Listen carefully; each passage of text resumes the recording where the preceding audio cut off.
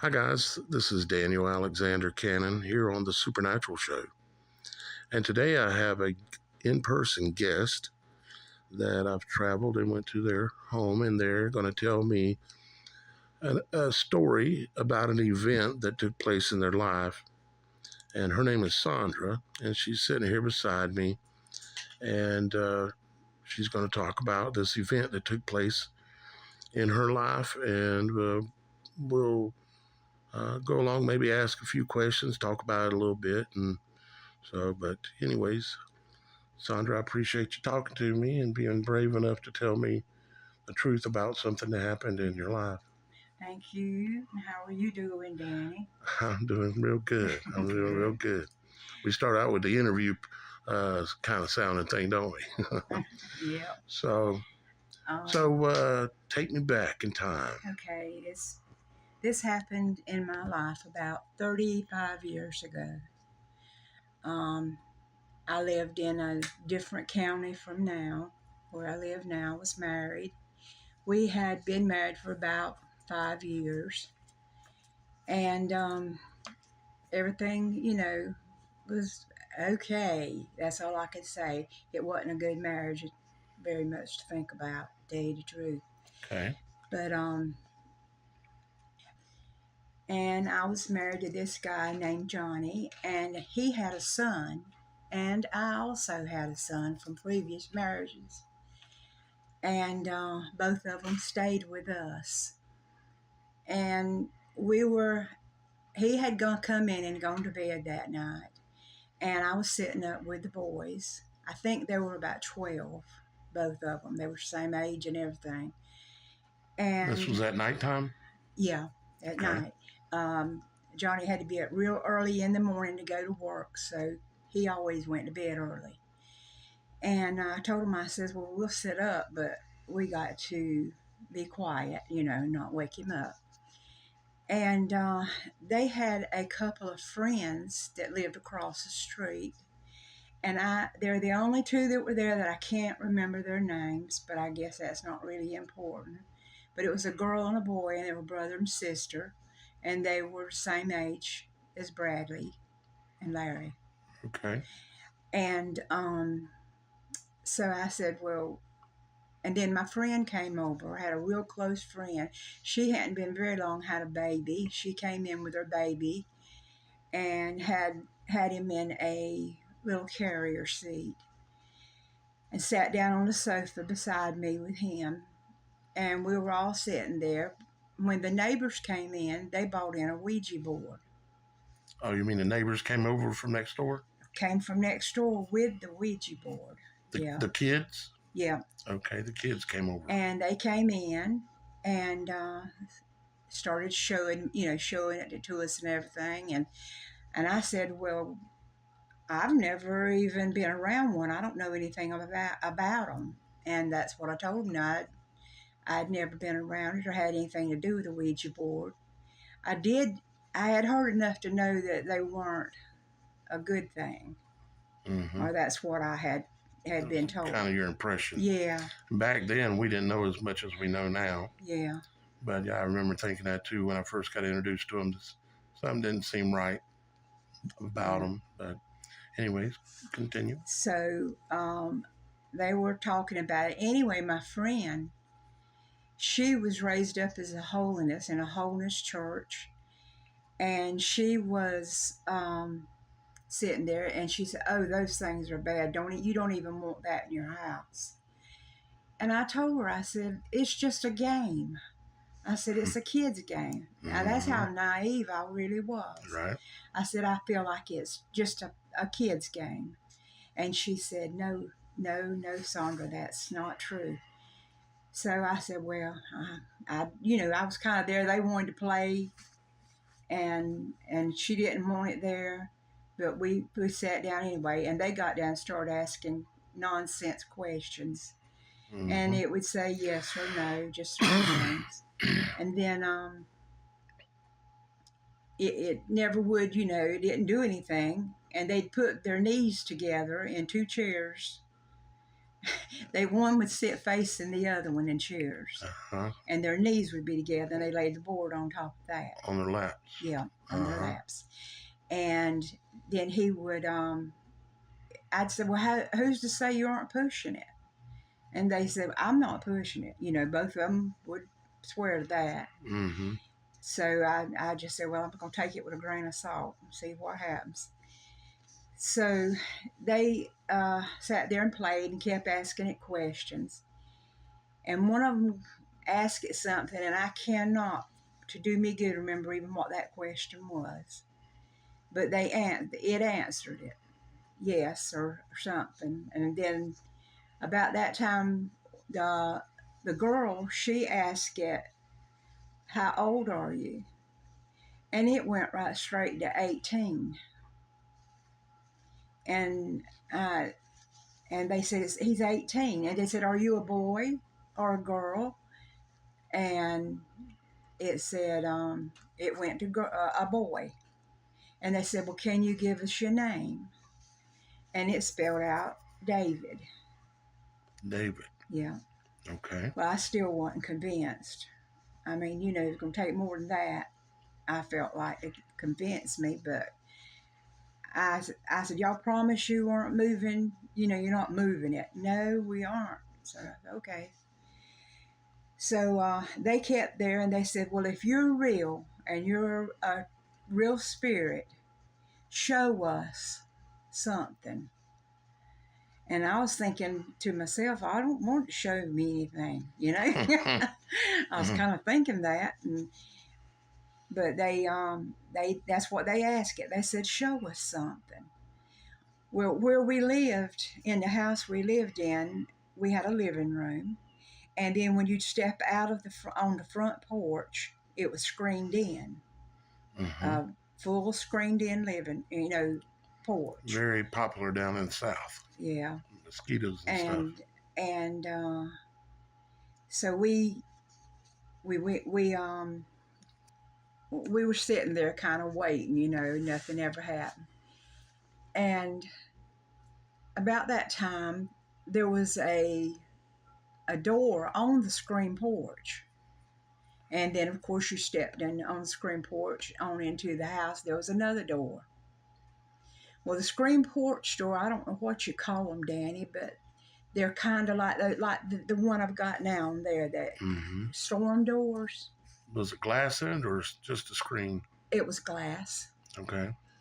And it didn't matter. I mean, you could, if you pushed it or what, it wouldn't open unless you pushed that button to push it open. Mm-hmm. I know that. I'd lived there for years, and I knew that it probably did it have one of those spring things on it that closed it? No, it didn't have that. Mm-hmm. But otherwise, it's just probably a chain then, or something like that. And you had to push it to get it open, Mm-hmm. And we heard that door open and close. Mm-hmm. And I knew I heard that. Mm-hmm. Everybody did, because they went berserk. I mean, they all started, having a fit and just running around, and and they thought it was funny, and the children, a little excitement. Yeah. Mm-hmm. And then about that time, what really topped it off, the other door that you step up into the living room, it opened and closed. To come in the actual house. Mm-hmm. It opened and closed. It opened and closed. Okay. Now, I knew it had a little thing on it that was a spring on it that was broke. So all you had to do, you didn't have to touch the handle to that door, to use the handle to open, but you just pushed and it opened. Okay. It just... So it wouldn't take a lot to open that. No, it wouldn't take any strength whatsoever to open it. Okay, but it opened and closed. Yeah. Okay. And everybody heard that. And we got up, and all of them, and my friend, she did have a fit then. She says, I'm going home. I shouldn't have stayed here this Your friend with the baby? Yeah. You know what I'm talking about, don't you? And and she said, I'm going home. And I said, well, you don't have to go now. She said, yes, I do too. So she left. She said, you better get that thing out of your house tonight. And I knew they'd take it home when they left, but I still knew what I heard, of no doubt whatsoever. So I asked my sons, I said, she just lived just a little piece down the road, and she lived by herself. So I asked my sons, I said, will y'all drive there and follow her? It was just a little bit down the road. Mm-hmm. And make sure she gets home all right, and walk in with her, make sure everything in her home's okay, and then come back. And I walked out on the porch when I was telling them that, and I stood there and I was telling them about it, and I said, y'all hurry back. I said, please hurry right back. And they said, okay. I said, but follow her home. So they pulled out the yard, and when they pulled out, I stood there and worked with that door handle because it kind of blew my mind, How it was opening and closing. Yeah. Mm-hmm. And so then I turned around and I opened the door to step in the house, and I'll never forget this, Danny. To this day, I will never forget it. I'm 70 years old, and it's in my mind as fresh as the first time it happened. When I stepped in the door, a cool breeze hit me beside my face and blowed my hair back. Mm-hmm. And that was the outside screen door, or was that the inside? That was the inside. Going into the house. Mm-hmm. Okay. Inside the house. It, I felt the breeze on my face, and I felt, or I could feel my hair move. Like Mm-hmm. it either passed me or brushed against me or something. I don't know how to explain what. But I've had something similar to that. I might tell you in a minute. Yeah. Okay. So that's pretty much what happened. And I ran as hard as I could and jumped on the couch because it scared me good. Hid her under covers. I didn't have any covers. Didn't have any covers. No, I sat right there on that couch till the boys Were you got convinced back. then that it was conjuring something? I think I've always told myself, I believe it was a spirit of an 18-year-old boy. Mm-hmm. And named David. Yeah, named David. Mm-hmm. But I believe he was a good spirit. It's possible. Because he left right away. He found out maybe there was nothing bad there. So you never had any problems right after that or anything with weird stuff going on? Well, as years went on, it's been, like I said, it's been 30-some years. It's been a long time ago. And my son recently, this past November, passed away. Mm-hmm. He was there, of course. And he was one of the children that you referred to. My stepson, Larry, he passed away as well from cancer.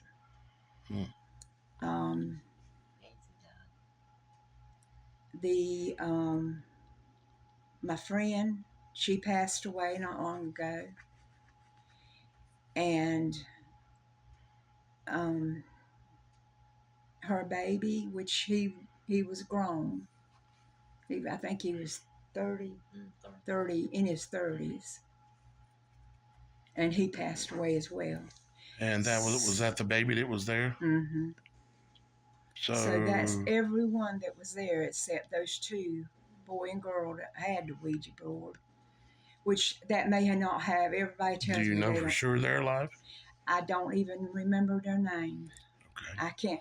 I remember her first name was. So everybody else that was in the room has passed.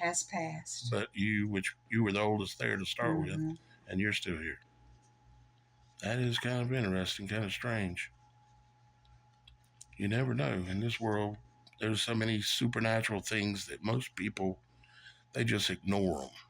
Yeah. Typically, it's like they see something or something happens or something floats up across the room or something gets thrown across the room, people tend to just put it away.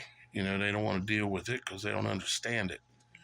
But on the Supernatural Show, we try to sometimes try to make some sense out of what we can make out of some of the things that go on, and don't just turn our back on these things, because the times we're living in now, there's a lot more supernatural things going on.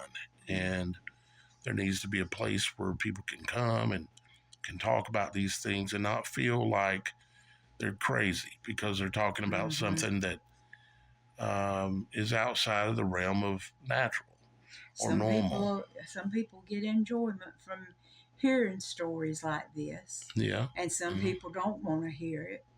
Right. Which, if you don't want to hear it, you shouldn't be listening. Yeah, I just would like to know: is there anything that caused their death that happened that night?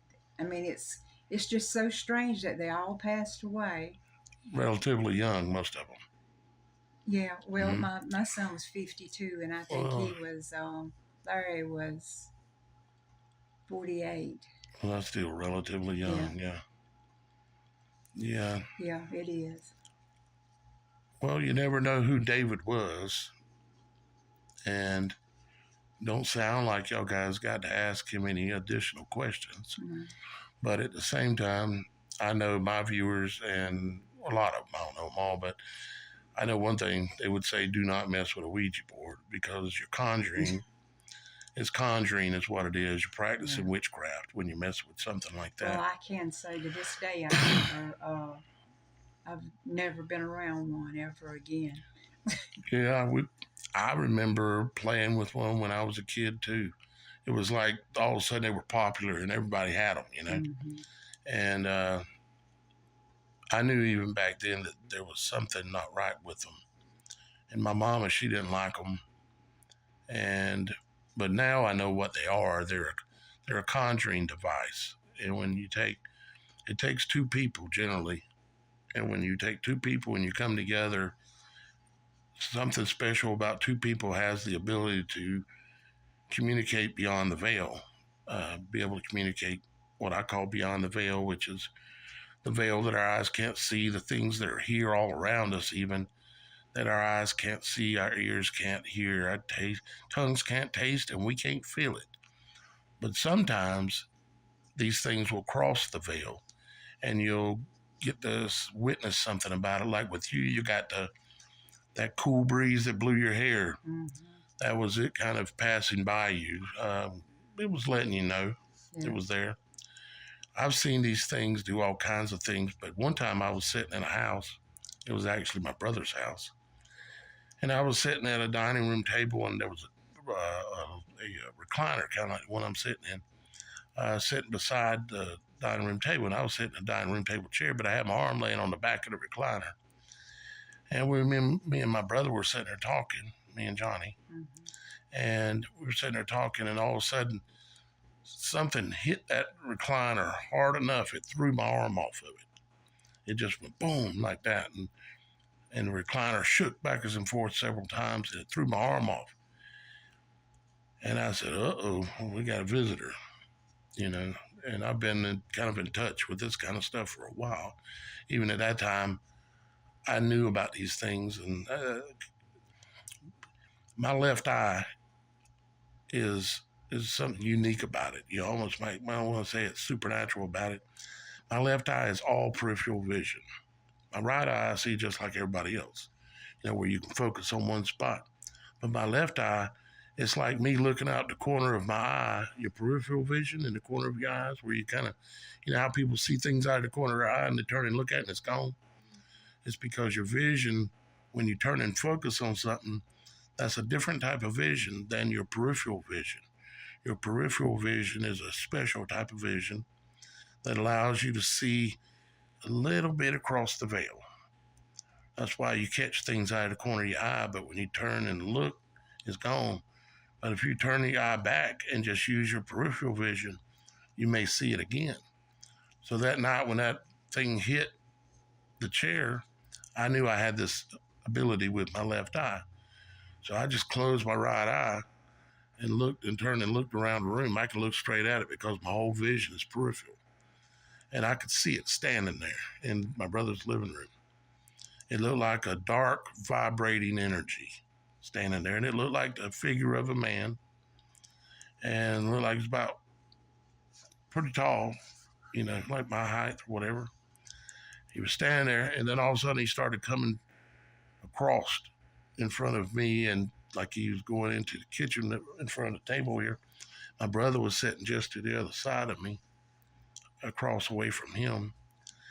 And he come across by me, and when he crossed by me, I felt that cold breeze, and it made every hair on my arm stand up. And but I felt his, like say I felt his vibe, and he was not a friendly ghost. This dude was, whatever this entity was he was up to no good. Okay.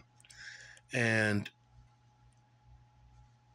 he crossed on across in front of me, and I was watching him with my left eye.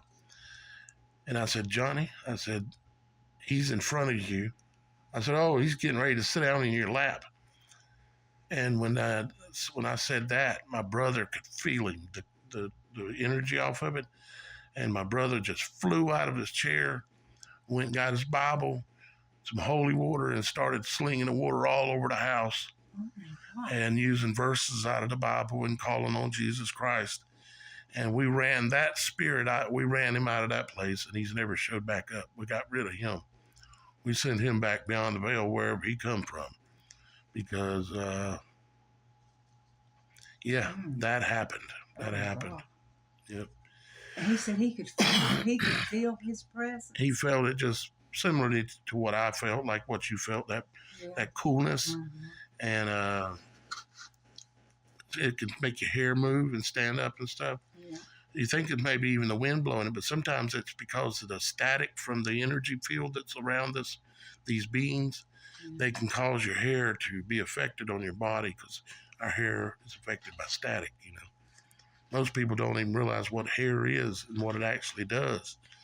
And our hair has many, many functions and things for us, but one of the things it does is it connects us with our surroundings. And the more hair you have, like for a woman, they call it woman's intuition. What that is that the long hair that most women have puts them in connection with their surroundings so much more. They could tell when things are going on or happening. They get this feeling about it. It's called woman's intuition, but men have it too, especially when they have long hair.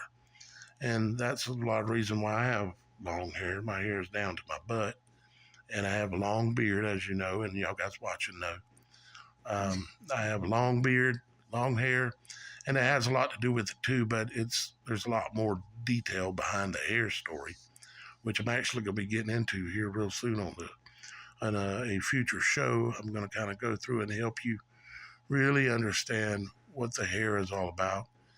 And it has, one of the things it has to do with is it is a covering for any part of the body that is in the image of God, or is in the image of the garden. If you notice, there's only a certain part of your body that there's hair that's on different parts of our body and stuff. And it's around parts of our body where something comes in or something goes out. Like in the case of our privates, like with a man or a woman, it's something can come in, which is maybe like a sperm, or something can go out, like a baby. Another part of the body where there's a lot of hair a lot of times is sometimes the chest area or right around the breast area. You can get a lot of fuzz, or either with men it's hair. And for a woman, there's nothing that goes into the breast necessarily, but there's something that comes out. It produces something that has to do with creating, which is a baby. And it's milk that comes out. And the breasts are in a similar image. They're round, in a similar image to the ovaries that are in a woman's body. And it's a lot more detail I could get in, but I've talked about this a lot on my show. And then another thing, like your eyes have hair around them. And I don't know that necessarily anything comes out, but light goes in, and it allows you to witness creation. And that's why you have hair around your eyes like that. It's just like the description of the Ark of the Covenant. There will be wings, like the Ark of the Covenant had two cherubims with their wings outstretched over the mercy seat. The mercy seat is where God shows himself. And these wings are symbolic. They're all over our bodies. Our eyelids, around our eyes, those are the wings, you know. And there's other places on our bodies that have wings, especially when it comes to a female. So, but anyways, I don't know how I got off on all that story, but um, just think back now about the David thing and all that. And of course, I don't have any real answers, but I wonder, you know, one thought that does come to mind, if he said he was 18, so he was young and already dead. Yeah. If he was an honest spirit, and we don't know. But he was young, he was 18, he was already dead, his name was David. And, you know, these spirits. He could have brought some harm to our home. If he Maybe. wanted to, he had, you know, he was in it. They have the ability to do things. Yeah. They can mess easily with electricity. Apparently they can open and close doors and move objects, knock pictures off the walls. They can do things. I've witnessed a lot of those things myself, just like hitting that chair, you know, knocking my arm off. Yeah. They can do things like that. It's just a fact. And the reason why I know it's a fact is because it's happened to me numerous times. So I know it's a fact. So is that basically about the event that you wanted to talk about, Sandra? Yeah. Yes. All right. Well, I sure appreciate you being brave and just telling what happened. And I'm sure a lot of people will enjoy listening to what happened to you. With some people, it's therapeutic to know that, because a lot of things happen to people and they don't talk about it. Mm. And they think that maybe they're crazy or they're just seeing things. And so when they hear it coming from other people, especially someone as respectful as you, it helps them feel better about their experience, you know. Boy, one of the biggest things to remember when you're dealing with these spirits, because they will come and go sometimes, is you want to have faith to know that you're under the protection of your Father in heaven, and these beings can't hurt you. They can cause you to hurt yourself, go running and fall off the steps and break your arm or something, but there's really no reason to fear these entities, these beings. Yeah, they are real, but they can't hurt us. If they could, we'd all be dead. Yeah. So it's just know when these things happen that you're under the protection of your Father in heaven. He's there on an instant notice at all times. And Sandra, thank you very much for talking with me today. Well, thank you, Danny. I appreciate it. You're welcome. And we'll get this edited up. Of course, this is going to be audio only. I might put in a few images and things and stuff, but pretty much audio only. But we'll get this edited up and get it up soon on the channel. Okay. All right. Well, thank you, Sandra. And thank you guys, too, for listening in on Sandra's story. If you guys have a story, all you got to do is go to TheSupernatural.Show website, TheSupernatural.Show. It's not .com, it's .show. TheSupernatural.Show, and click on TSS Submissions, and click on Submit Your Story. And you can tell your story. You can write it out if you want to and tell it, or you can check yes there, and then you can choose to be a guest on the show if you want to. And I'll get a hold of you and schedule you on the show, or either Miss Kim will get a hold of you and schedule you on the show. And then you too can come and tell your true story about what happened to you in your life. But for now, this has been Daniel Alexander Cannon here on The Supernatural Show. I love you. Our Father in heaven loves you. And we'll talk to you again real soon. Have a great day.